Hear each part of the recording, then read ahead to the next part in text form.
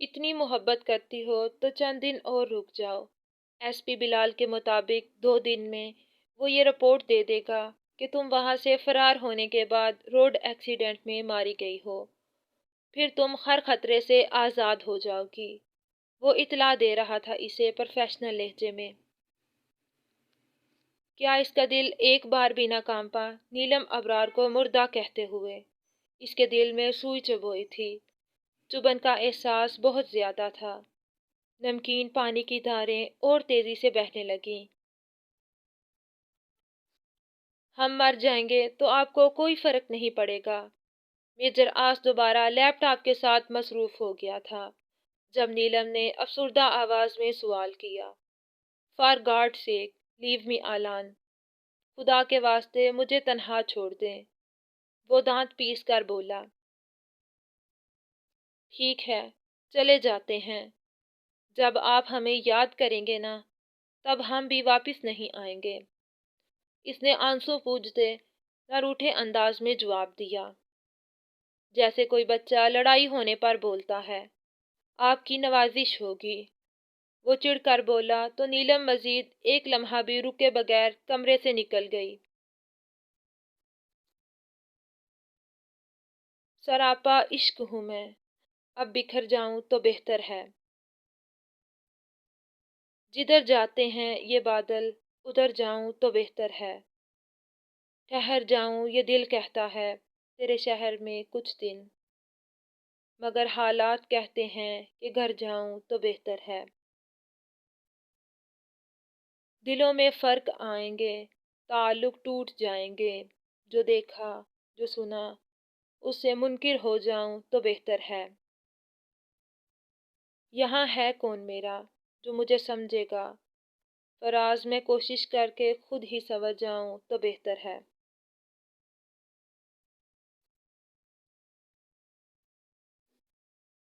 بڑے سے dining room میں آج بھی ہمیشہ کی طرح پرتکلف ناشتے کے لوازمات میز پر سجے تھے۔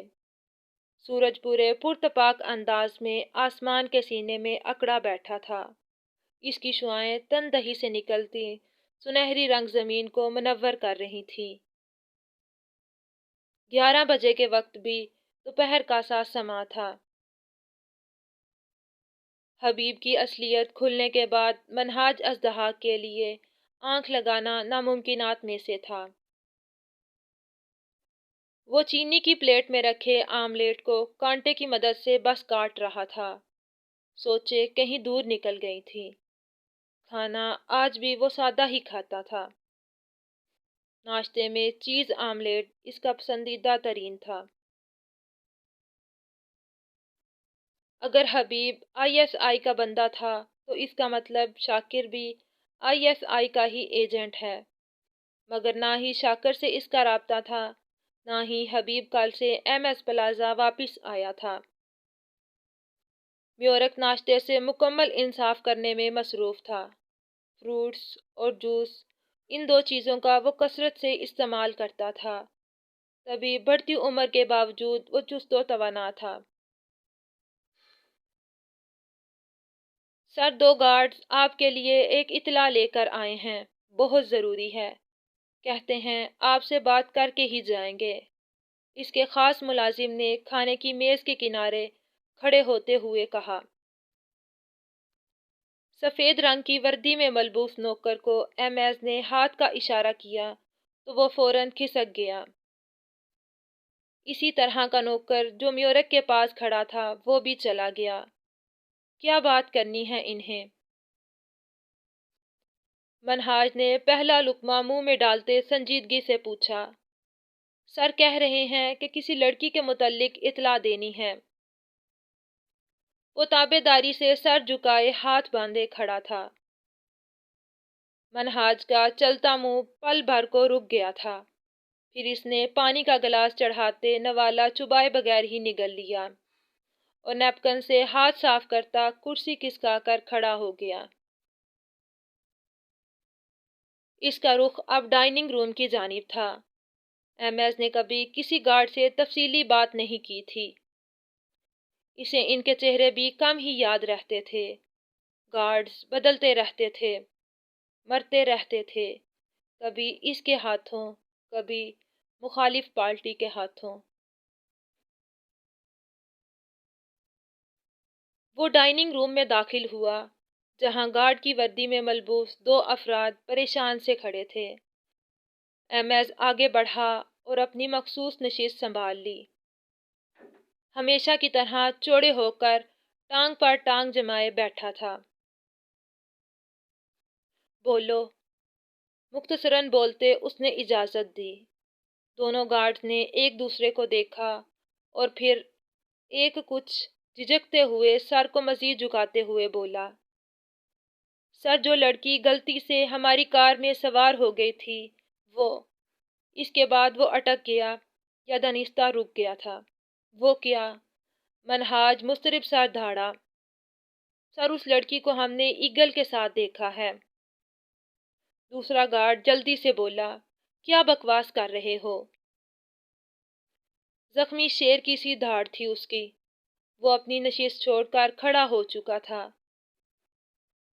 ایگل اس کی ناک کے نیچے اس کی محبت کو بھگا کر لے گیا تھا اور اسے پتہ ہی نہیں چلا تھا۔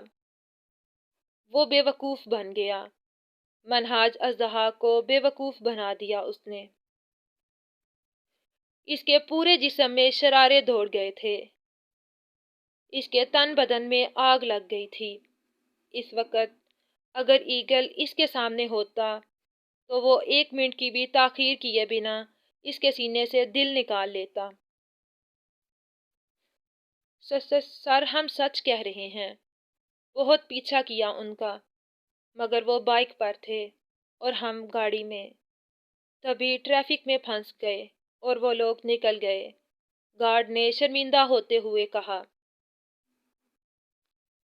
منہاج نے زیر لب دو تین گالیوں سے اسے نوازنے کے بعد صوفے کے پاس پڑی شیشے کی میز سے سراہی اٹھا کر اسے دے ماری۔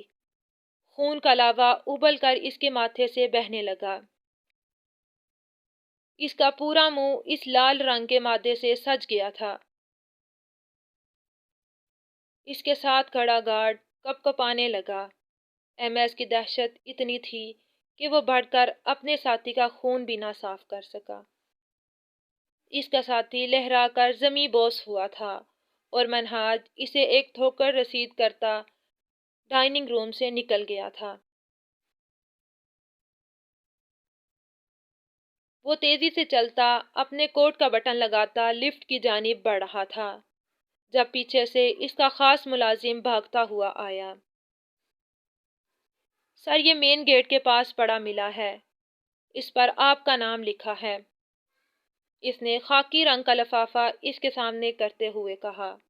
ایم ایس نے سرخ ہوتی نگاہوں سے اس کو گھورا اور جھپٹنے کے انداز میں لفافہ تھام لیا۔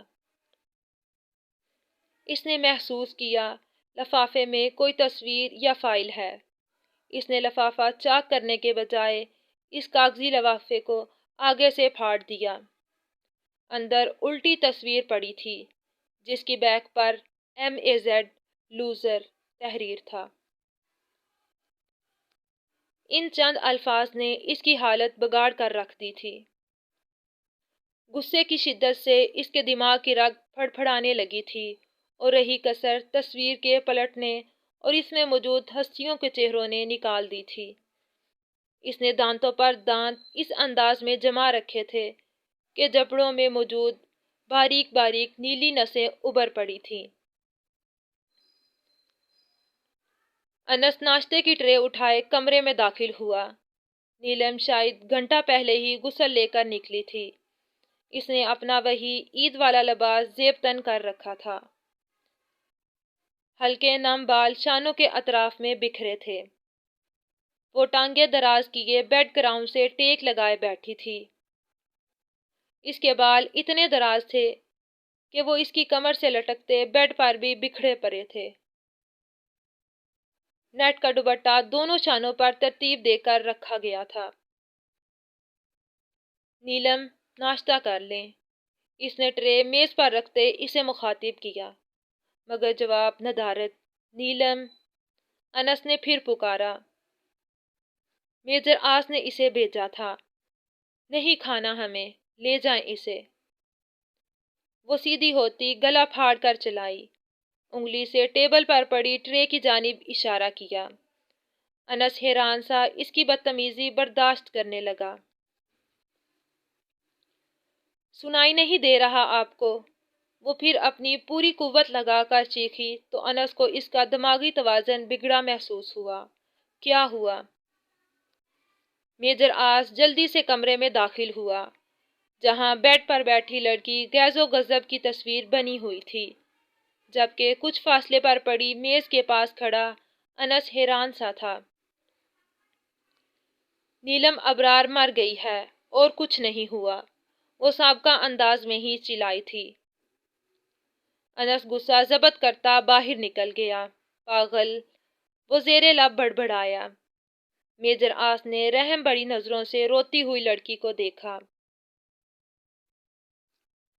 وہ ٹرے لے کر اس کے پاس بیڈ پر رکھتے کافی فاصلے پر بیٹھ گیا۔ نیلم، اس نے اتنی نرمی سے اس کا نام لیا کہ نیلم ابرار کو آج سے پہلے کبھی اپنا نام اتنا پیارا نہیں لگا ہوگا۔ نیلم، آپ نے اتنی مدد کی ہے میری، تھوڑا سا صبر اور کر لیں۔ وہ کتنا میٹھا بول رہا تھا۔ نیلم کو اپنے کانوں پر یقین نہیں آیا۔ اسے لگا وہ خواب دیکھ رہی ہے۔ یہ آواز میجر آس کی نہیں ہو سکتی۔ اس نے اپنے مقابل بیٹھے میجر آس کو دیکھا اور دل نے صنم کو دیکھا۔ ہمیں گھر جانا ہے، میجر آس پلیز ہمیں جانے دیں۔ اس نے اپنے سفید نازک ہاتھ اس کے سامنے جوڑ دیے، جس کے ناخن ابھی تک لمبے تھے۔ اس کا فریادی لہجہ اور برستی آنکھیں، وہ بے بسی کی اداس تصویر تھی۔ نیلم، آپ میری ایک بات نہیں مان سکتی؟ وہ کتنے مان سے پوچھ رہا تھا۔ اس کے ٹپ ٹپ بہتے آنسو پل بھر کو تھم گئے۔ نیلم ابرار اس سمے برف کی ہو گئی تھی۔ آئی ایم سوری، میں بہت روڈ ہو جاتا ہوں۔ ایکچولی پرابلم بہت بڑی ہے۔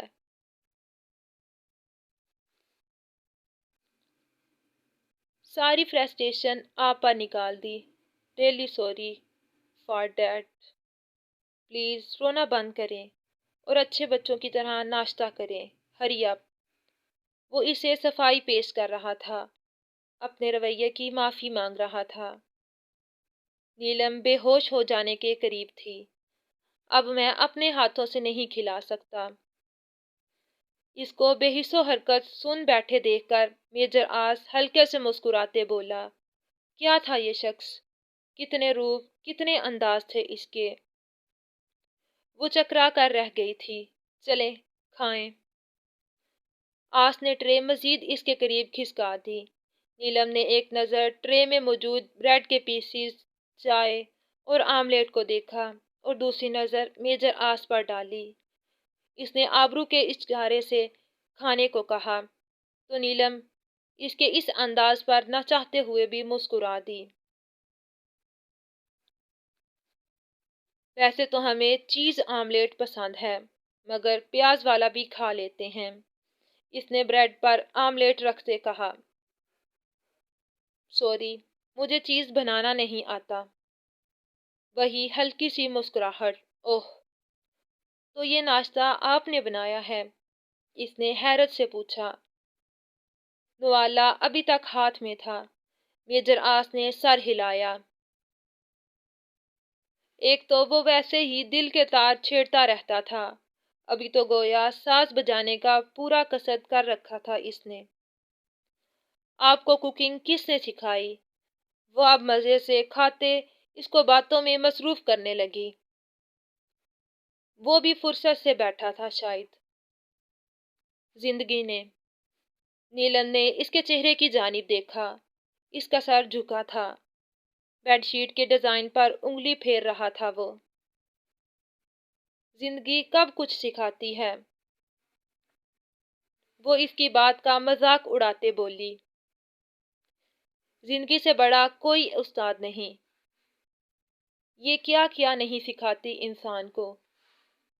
اس کی بات پر رغبت سے کھاتی نیلم نے سر اٹھایا اور ناسمجھی سے اسے دیکھنے لگی۔ چھوڑو، تم نہیں سمجھو گی۔ وہ کھڑا ہو گیا، پھر چلا گیا۔ نیلم نے کاندھے اچکاتے میجر آس کے ہاتھوں کی بنے چائے کی چسکیاں لینی شروع کر دی۔ اس کے ہاتھ میں موجود تصویر میں نیلم اسی عید کے لباس میں ملبوس تھی اور ایگل اس کو دیکھ رہا تھا۔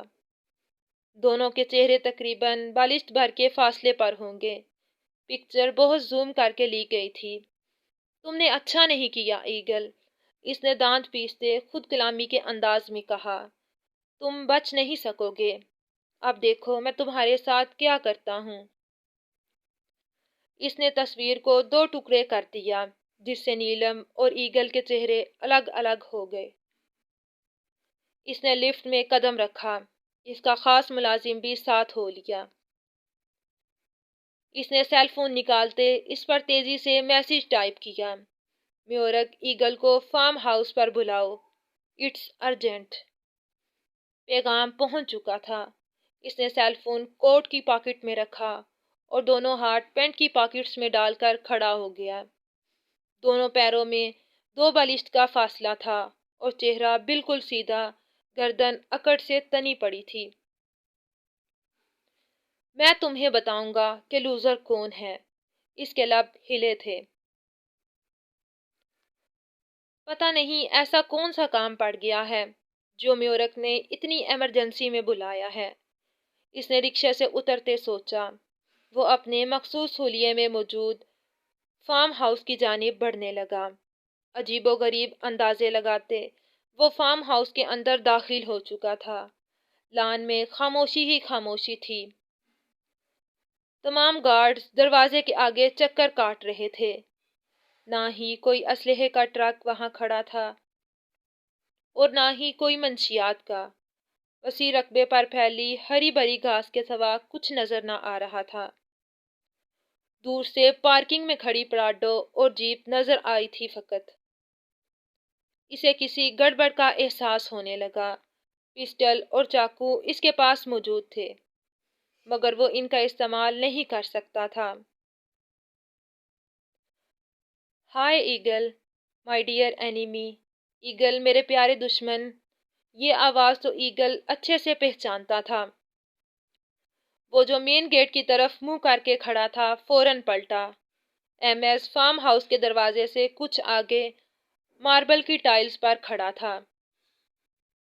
دونوں ہاتھوں کو پینٹ کی پاکٹس میں ڈال لے اور دونوں ٹانگیں چوڑی کرے چہرہ اوپر اٹھائے کھڑا تھا۔ ایگل نے ناسمجھی سے اسے دیکھا۔ 60 سیکنڈز مزید گزرے تھے جب پورا لان گارڈ سے بھر گیا۔ رائفلز تاننے وہ سب بہت بڑے گول دائرے میں اسے گھیر چکے تھے۔ منہاج نے دائیں ہاتھ کی 3 انگلیاں بائیں ہاتھ کی ہتھیلی پر ماری۔ ایک آواز پیدا ہوئی تھی جب سامنے کھڑے گارڈ نے ریولور اس کی جانب اچھالا، جسے اس نے سرعت سے کیچ کیا تھا۔ کیا سمجھا تھا تم نے؟ تم اس لڑکی کو غائب کروا کر مجھ سے بچ جاؤ گے؟ وہ دھیرے دھیرے قدم اٹھاتا آگے بڑھ رہا تھا، اس دائرے میں داخل ہو رہا تھا جس نے ایگل کو گھیر رکھا تھا۔ کون سی لڑکی؟ وہ بغیر کسی لڑکھڑاہٹ اور خوف کے بولا۔ میرے ساتھ گیم کھیل رہے ہو؟ منہاج نے ایک زوردار پنچ اس کے دائیں گال پر دے مارا۔ ایگل لڑکھڑا کر چند قدم دور ہوا تھا، مگر گرا نہیں تھا۔ گارڈز اور پھیل کر کھڑے ہو گئے۔ ایگل کا ہونٹ پھٹ چکا تھا۔ اس نے ہاتھ کی پشت سے خون صاف کرتے ایم ایس کو دیکھا، ساتھ ہی اس کے پہلو میں کھڑے گارڈ کو، جو آگے بڑھنے لگا تھا، مگر آس نے آنکھ کے ہی اشارے سے اسے روک دیا۔ اس لڑکی سے کیا رشتہ ہے تمہارا؟ ایم ایس نے اسے کالر سے پکڑ کر اپنے برابر کھڑے کرتے کہا۔ ایگل خاموش رہا۔ کیا لگتی ہے وہ تمہاری؟ اس نے ایگل کے پیٹ میں گھٹنا موڑ کر دے مارا۔ وہ دوہرا ہو گیا۔ پیٹ پر ہاتھ رکھے اس نے ایم ایس کو دیکھا۔ مجھے بتاؤ وہ لڑکی کہاں ہے؟ اسے خاموش پا کر وہ دھاڑا، ساتھ ہی اسے کالر سے پکڑ کر جھنجھوڑ ڈالا۔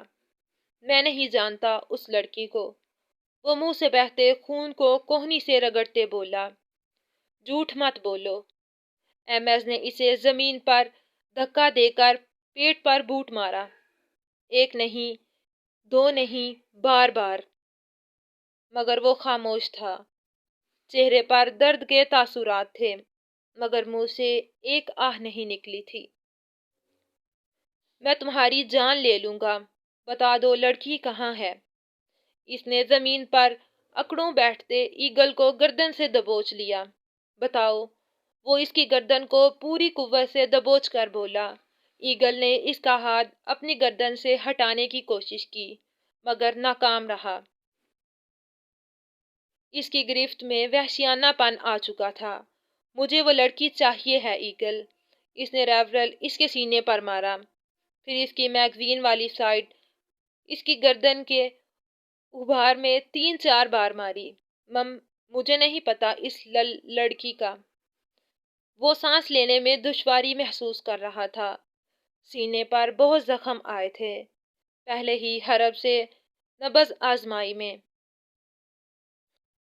وہ بری طرح زخمی ہوا تھا اور پراپر ٹریٹمنٹ نہ لینے کی وجہ سے زخم تازہ تھا۔ تمہیں نہیں پتا تو کسے پتا ہوگا؟ منہاج نے ریولر اس کی کن پٹی پر مارا، پھر بار بار مارنے لگا۔ اس نے ایگل کے منہ پر پنچ مارنے شروع کر دیے۔ کبھی ریولر مارتا۔ بتاؤ لڑکی کہاں ہے؟ اس کا ایک ہی سوال رہا۔ وہ مار کھاتا رہا، مگر نیلم کے بارے میں ایک لفظ نہیں بتایا۔ ایسا نہیں تھا وہ کمزور تھا یا وہ منہاج کے وار کا جواب نہیں دے سکتا تھا۔ وہ چاہتا تو اس کے ایک ایک وار کا زبردست جواب دیتا، مگر وہ ٹھہر گیا تھا، اور یہ پہلی بار نہیں ہوا تھا۔ ایسے کتنے ہی مواقع آئے تھے جب وہ اپنے ملک کے لیے، اس میں بسنے والے باسیوں کے لیے چپ چاپ زخم کھاتا تھا اور آہ بھی نہ کرتا تھا۔ یہ کہانی صرف میجر آس کی ہی نہیں، بلکہ ہر اس نوجوان کی تھی جو ایک وردی پہننے کے بعد اس ملک کا محافظ ہو جاتا ہے، پھر اس کا اپنا کچھ نہیں رہتا، سب دھرتی پر قربان ہو جاتا ہے۔